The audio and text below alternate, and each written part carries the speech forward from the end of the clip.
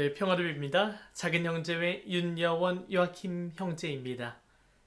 네, 오늘 영상은요, 지난 영상에 이은 성프란치스코의 권고 제3장 완전한 순종의 그 7절부터 11절까지의 내용입니다. 그러면 먼저 한번 저와 함께 읽어보고 그 다음에 한 절 한 절 다시 한번 읽어보면서 자세한 설명해 드리도록 하겠습니다. 그러나 만약 장상이 아랫사람에게 그의 영혼에 거스르는 어떤 것을 하도록 명한다면 그 장상에게 순종하지 않아도 되지만 그를 버리지는 말아야 합니다. 그리고 만일 이 때문에 다른 이들로부터 핍박을 당하더라도 하느님 때문에 그들을 더욱더 사랑하도록 해야 할 것입니다. 왜냐하면 자기 형제들과 헤어지기를 바라기보다는 핍박을 견디는 이가 자기 형제들을 위하여 자기 목숨을 내놓기에 완전한 순종에 참으로 머무르는 사람이기 때문입니다. 사실 자기 장상들이 명하는 것보다 더 나은 것을 본다는 핑계로 뒤를 돌아다 보며 토에는 자기 의지로 되돌아가는 수도자들이 많습니다. 이들은 살인자들이며 또한 자기들의 악한 표양으로 많은 영혼을 잃게 합니다. 네, 이렇게 11절까지 읽어봤는데요. 마지막 10절, 11절은 조금 프란치스코가 강한 어조로 말씀을 하시네요. 그만큼 이렇게 완전한 순명이 중요하다라는 것을 더 강조하고 싶으셨나 봅니다. 그러면 7절 읽어보고 그 다음에 설명하도록 하겠습니다. 그러나 만약 장상이 아랫사람에게 그의 영혼에 거스르는 어떤 것을 하도록 명한다면 그 장상에게 순종하지 않아도 되지만 그를 버리지는 말아야 합니다. 네, 그래요. 장상도 어쨌거나 인간이기 때문에 그가 수도 생활을 오래 했던 경험이 많던 좋은 식별력을 가지고 있던 간에 인간인 건 어쩔 수 없어요. 그래서 자신의 나약함이 드러나는 그 순간 때로는 고집스럽게 자신의 권한, 권위를 남용할 수도 있는 거죠. 특히 이제 손 아래에 있는 형제들이 자기보다 좀 더 낫다라는 생각이 들 때 어떻게 보면은 커다란 도전이 될 것이고요. 그걸로 인해서 자신의 자존심까지도 내려놓지 못한 장상이라고 한다면은 때로는 악한 마음에 그런 자신의 권한, 장상으로서의 권위를 남용하는 경우도 있습니다. 그렇기 때문에 우리는 참된 순종을 살기 위해서 서로가 서로의 부족함, 나약함을 잘 인지해야 되고 내가 아랫사람에게 하는 그 행동 자체가 혹시라도 그에게 해가 되지 않는가, 너무 무리한 요구는 하지 않는가, 이게 내 개인의 나약함에서 오는 건 아닌가, 나의 가치와 아랫사람의 형제가 가지고 있는 가치, 생각의 다름에서 오는 건 아닌가 라는 것을 계속해서 성령의 도우심과 함께 겸손되이 묵상한 후에 그런 부탁 혹은 어떤 손 아랫사람에게 이렇게 지시를 해야 될 것이에요. 그로 인해서 혹시라도 손 아랫사람의 경우에서는 자신의 영혼의 해가 되고 장상이 시킨 일로 인해서 내가 마음에 상처가 되고 힘든 일이 계속된다고 한다면 그 장상을 무시하거나 그 장상 곁을 떠나서는 안 됩니다. 프란치스코는 내 영혼의 해가 되더라도 그 장상 곁에 머물러라 라고 우리에게 말씀을 하고 계시죠. 그리고 그 장상의 어떤 말을 순명하지 않아도 된다라고 말씀을 하세요. 어쨌거나 우리 스스로에게 서로 간의 다름에서 오는 가치이기 때문에, 서로가 식별을 달리하고 있기 때문에 이 다름이라는 것을 인정하고, 그리고 그 다름이라는 것에서 오는 장상의 명령으로 인해서 내 영혼의 해가 된다면, 정말 내 식별에 의해서 이게 정말 옳지 않은 것이고 도덕적이지 않고 신앙적이지 않은 것이라는 내가 확신이 들 때는 그 장상의 명령에 순종하지 않아도 되지만, 그 장상 곁을 떠나지 말라, 즉 그 사랑 안에 머무러라 라고 말씀을 하시는 거예요. 즉 우리는 서로의 다름을 인정해야 됩니다. 다른 가치 안에서 생활하고 있다는 것을 서로 인정을 해야 됩니다. 내가 생각하는 것이 무조건 옳다라고 생각할 수는 없어요. 상대방의 다름을 인정하고 다른 가치를 존중해 줄 때 우리는 장상과 손 아랫사람의 형제 그 관계 안에서 참된 형제애를 나눌 수 있을 것이고요. 그럴 때 비로소 우리가 서로가 서로에게 해가 되지 않고, 특히 영혼의 해가 되지 않는 참된 형제적 사랑을, 프란치스칸 형제적 사랑을 나누면서 살아갈 수 있습니다. 서로에 대한 사랑, 신뢰, 그리고 대화가 요구되겠죠. 그리고 만일 이 때문에 다른 이들로부터 핍박을 당하더라도 하느님 때문에 그들을 더욱더 사랑하도록 해야 할 것입니다. 그래요. 제가 장상의 말씀에 순종하지 않아서, 그래서 공동체 분위기를 흐트리고 깨고 그 규율을 무너뜨리는 행위를 했다는 이유로 많은 형제들에게 핍박을 당할 수도 있어요. 특히 장상을 지지하고 따르는 형제들에게 눈총을 받을 수 있겠죠. 그로 인해서 마음의 상처를 받고 공동체를 떠날까라는 마음의 갈등도 하게 될 것입니다. 나아가 수도회는 정말 천사들이 사는 곳인 줄 알았는데, 이런 인간적인 생각에, 인간적인 어떤 가치로 인해서 좌지우지되는 이 모습을 바라보면서 실망도 많이 할 거예요. 하지만 하느님 때문에, 하느님에 대한 사랑 때문에 그 순간을 인내하고 견디고 장상곁과 그리고 그 나를 핍박하는 형제들, 그들을 떠나지 않을 때 나는 참된 순종의 삶을 살아갈 수 있습니다. 예수 그리스도가 사람들로부터 받았던 어떤 핍박, 모욕, 이런 것들을 잘 생각하면서 내가 지금 당하고 있다라고, 그런 순간에 있다라고 할 때 예수 그리스도의 순환과 고통, 그리고 핍박, 모욕을 당했던 그 상황들을 조금 더 깊이 묵상할 수 있다라고 한다면, 나는 더 내적인 힘을 가지고 예수 그리스도가 살았던 그 삶을 우리 공동체 안에서, 형제들 안에서 살아갈 수 있을 것이에요. 그리고 이게 나중에 작은 오해로부터 시작됐다라는 것을 알게 되고 서로 이렇게 화해할 수 있는 계기가 될 수도 있겠죠.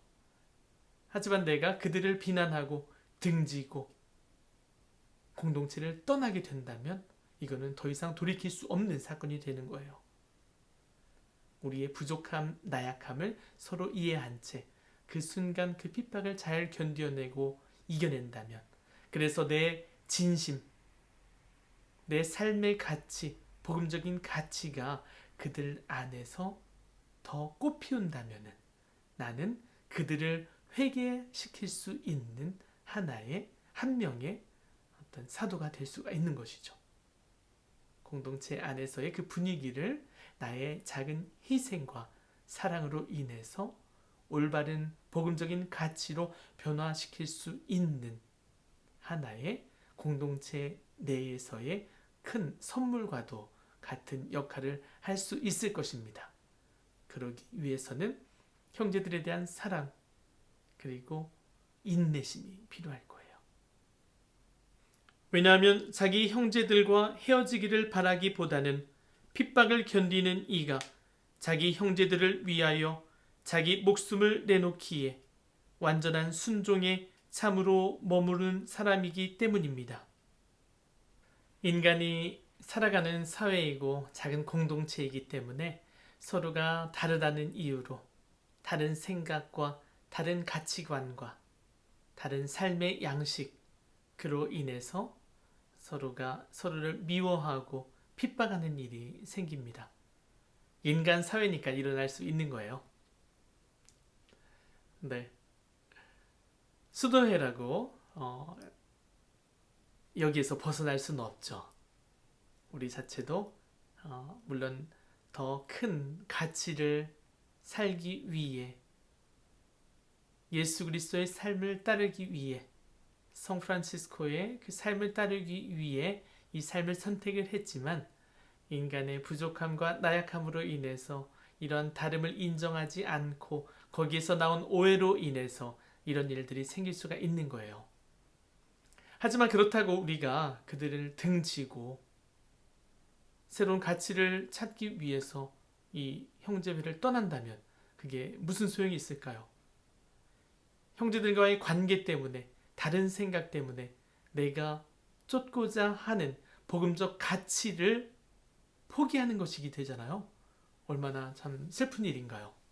그러기 위해서는 조금 더 진지하게 내가 이 프란치스칸의 삶을 살기 위해 무엇 때문에 왜 이 삶을 내가 선택을 했는가? 그리고 왜 내가 복음적 가치를 마음의 중심에 두고 회개의 삶을 살고자 노력하는가? 여기에 대한 좀 더 진지한 숙고, 식별, 성찰이 요구될 거예요. 그래서 내가 가지고 있는, 내가 살고자 하는 그 삶이 형제들로 인해서 지금은 조금 방해가 될지는 몰라도 이 삶이 확고할 때 비로소 우리는 그런 핍박과 어려움 속에서도 형제들을 등지지 않고 인내하면서 살아갈 수 있는 더 큰 내적인 힘이 있을 거예요.